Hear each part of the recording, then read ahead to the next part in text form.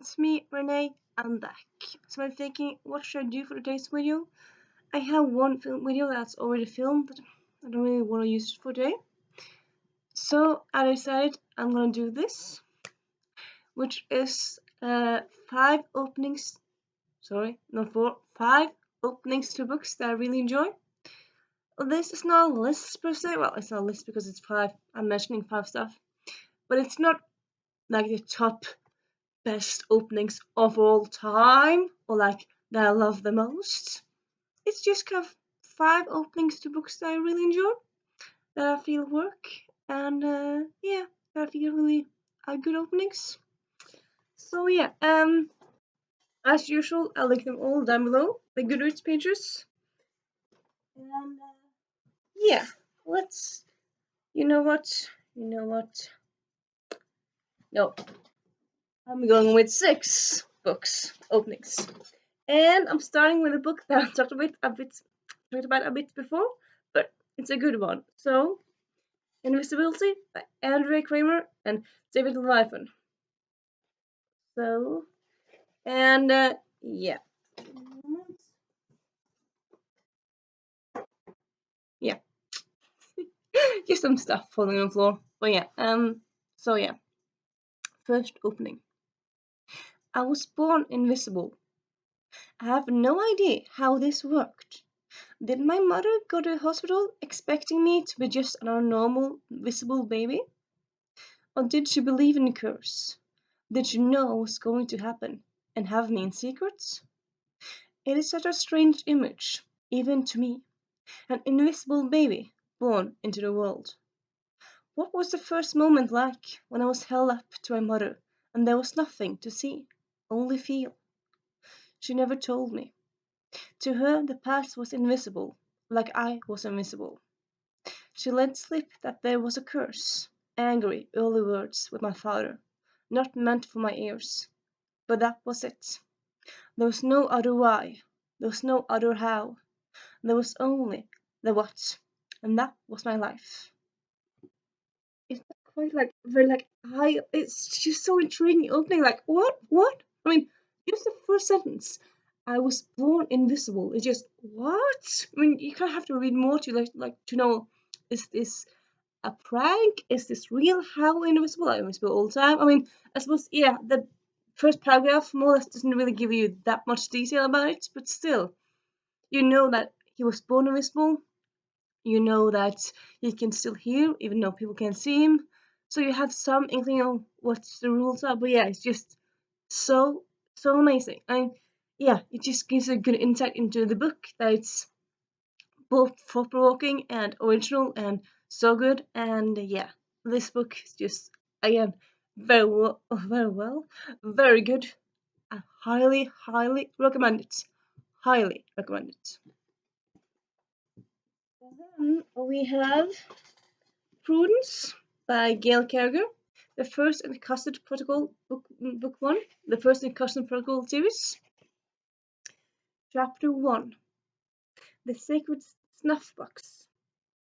Lady Prudence Alessandra Macoon Akudama was enjoying her evening exceedingly.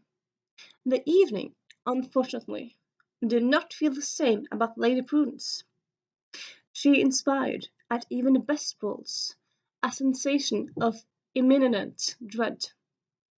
It was one of the reasons she was always at the top of all invitation lists. Dread had such an agreeable effect on society's upper crust. Yeah, I'm just gonna stop there because yeah, I mean, I like openings. What are openings? This is the first line, it's the first chapter. I decided just to go for the first paragraph here. So yeah, but it's really good. I mean, it gives you okay, so you know that it's from high society because she has a long name. Lots of people, well, I suppose it depends, but like often people from high society have long names. People from low society have not that long names. Also, lady. So you know there's some society going in there, and you know she isn't having a good evening, even though she likes it herself. And yeah, it's just kind of intriguing and like, well, like I suppose in a way you wouldn't really need a reason to read more because of that beautiful cover, and also it's Gail Carriger. I suppose if this was your first read from Gail Carriger, and if you were listening to the audiobook, I think this first paragraph will really catch your eye or catch your interest. At least did for me. It was my first read by her, but Gail Carriger she really knows how to start her books. Well, she knows all about books. I mean, I don't really have that much complaints about her books, so she knows everything about writing in my mind. But yeah, starting is definitely one of her big one of her big one of the big assets.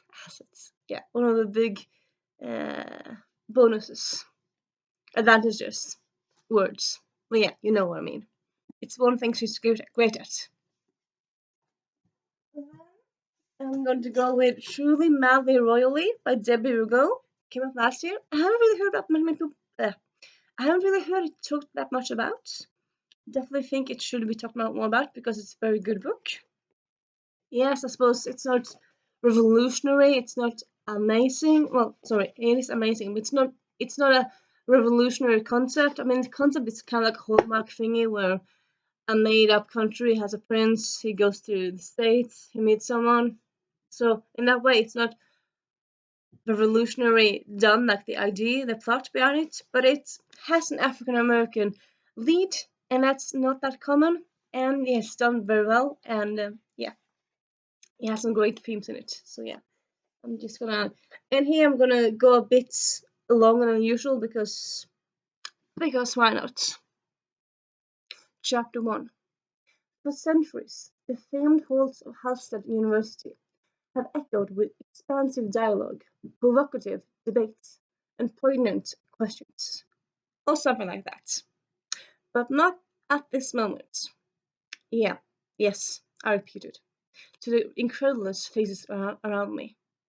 I really do commute every day.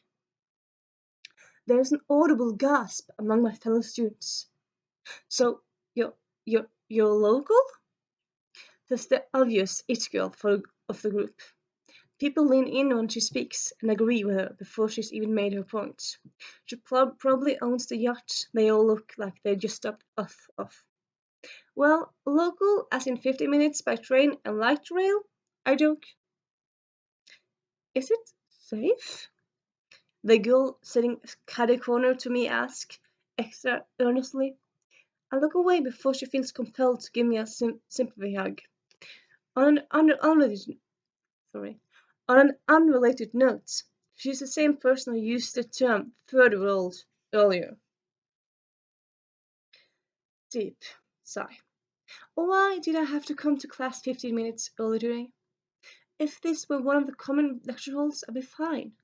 But in a room that can barely fit the oval conference table we're all seated around, it's tough to zone out these yacht club kids. You don't drive? It girl will not let this go. I won't be 17 until September, I say. Until then, I'm saving up for a car. Why don't you just ask your parents for one? A wide-eyed boy asked. Yeah, I'm just gonna stop there. So, as you might have imagined, so the plot is set during summer. It's Sora, that girl, protagonist. She does a summer course in a college in New Jersey. But most of the people that are doing the course are people who don't live from the place, like they're out towners, and most of the people are rich people. So you can have that, like her versus the rich people that she goes to school with, and then she meets this prince, and then stuff happens. And yeah, it's just a very lovely, fun romance, but it's also like it tackles some nice issues as well, like being black in American society today and stuff like that. And but it's also very sweet. So yeah, if you want a sweet, lovely black romance, well, interracial black romance, check this book out. Yeah,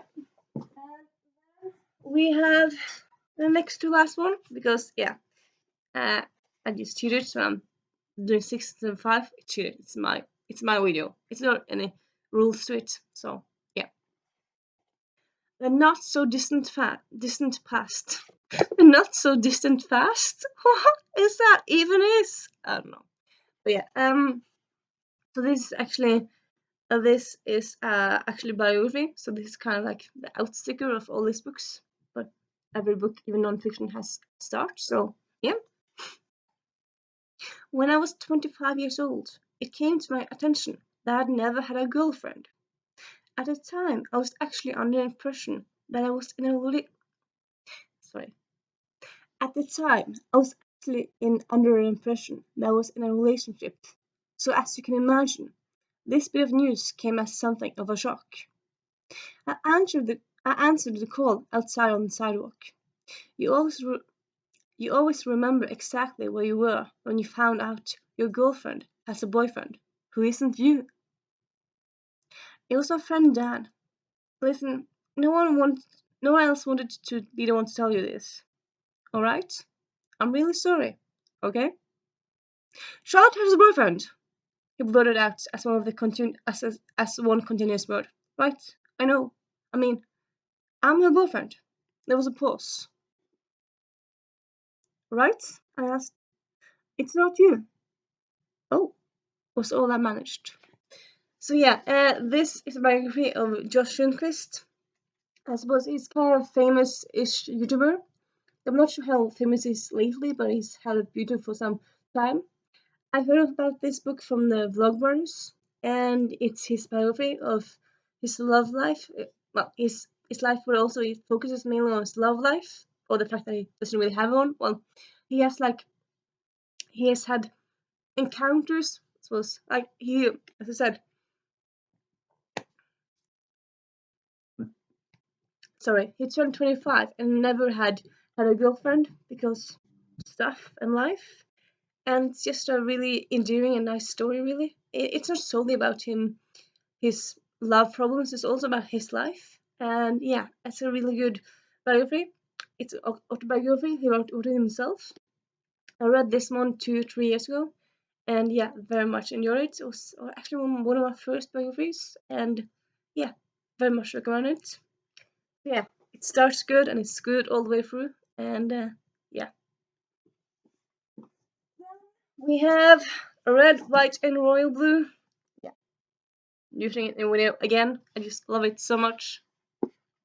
1. On the White House roof, tucked into a corner of the promenade, there's a bit of loose paneling right on the edge of the solarium. If you tap it just right, you can peel it back enough to find a message etched underneath with the tip of a key or maybe a stolen West Wing ladder opener. I'm just gonna stop there. And I feel like it's such a nice opening. To me, it kind of gives like maybe like fairy tale-ish feeling. It gives like it's kind of dreamy, nice feeling. It's like yeah, a very nice start, and also I suppose in a way like very much fits with the book because I suppose some people have really argued against this, but yeah, this book it's very fluffy. Well, yeah, pretty fluffy, and it doesn't really have a lot of conflict. It is a daydream. I suppose it's like a fan fiction of the years since 2016. So it's not, yeah. So it's kind of like dreamy and fatalish in some ways. Like it's very easy and sweet in a lot of ways. And yeah, how it starts really reflects that. And yeah, I really enjoy this book, as you probably have noticed. And yeah, and that's my pile of books sorry, that I think have really good openings. Though not the only ones that are good openings, but yeah, a little selection of books I really enjoy that have great openings. And yeah, I hope you have a nice weekend. And if you have any thoughts on these books, let me know in the comments. And bye. Oopsie.